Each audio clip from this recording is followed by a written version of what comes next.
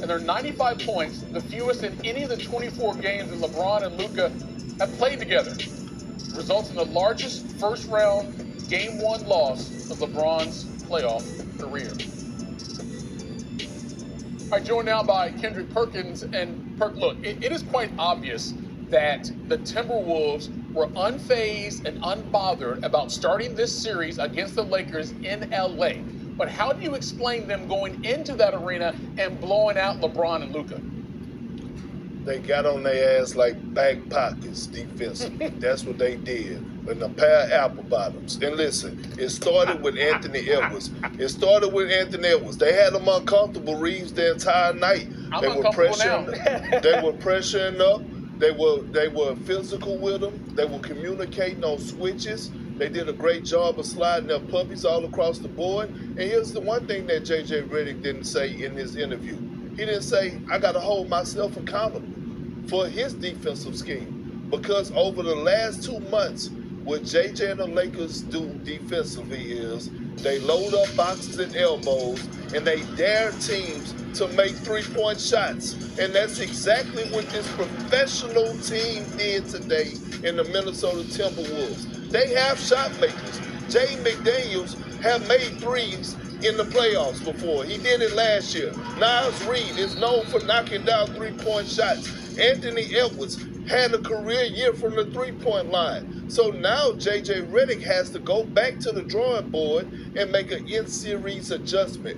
What are you going to do? Are you going to play Jackson Hayes more minutes? Are you not going to play the small ball lineup so much? How can I get LeBron James going even more? Maybe try him on the low block to create mismatches so he could punish the smaller guys. Whatever it is, that was a total team loss all across the board, not just the players, but on J.J. Redick as well. So to your point, 21 for 42 is what Minnesota shot from three, and Reeves was 6 of 9 off the bench. He finished with 23.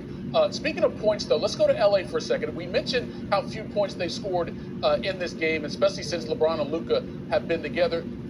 Everyone believes that Luka and LeBron can lead a team, obviously, deep into the playoffs. But they're going to need some help. It may not be the same person every night, but they're going to have someone else pull some of that scoring load. Is it Austin Reeves, or has it got to be somebody else here? Look, Reeves, I said this before the postseason, and I was called everything but a child of God. LeBron James and Luka are the best players on the Lakers. We know this. Austin Reeves is the most important player on the Lakers, especially to their success. When Austin Reeves scores 20 or more, the Lakers were 27-9 in the regular season.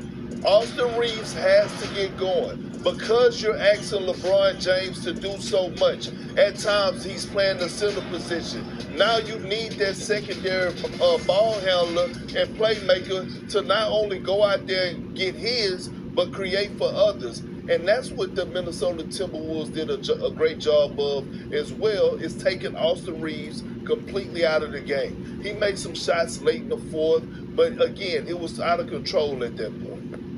All right, Perk, appreciate the context as always. Quick question, real talk. When was the last time you saw some apple-bottom jeans?